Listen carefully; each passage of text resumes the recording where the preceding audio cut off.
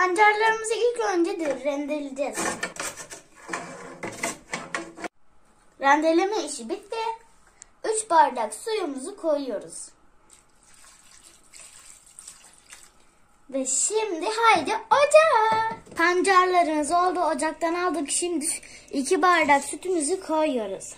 2 bardak sütümüzü döktükten sonra mikserle onu püre haline getiriyoruz.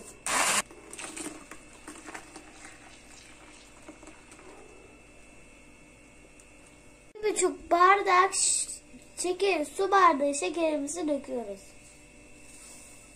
1,5 su bardağı irmiğimizi döküyoruz. Mavi ayçiçeğimizi döküyoruz. Şimdi ocağa aldık. Karıştırarak kıvam veriyoruz. Tereyağını döküyoruz.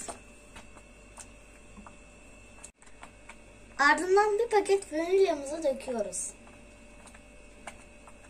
Ocaktan aldık. Karıştırarak soğutuyoruz. Şimdi karıştırarak soğuttuk. Kabımıza döküyoruz. Kabımıza döktük. Soğuduktan sonra 5 saat dolapta bekleyecek.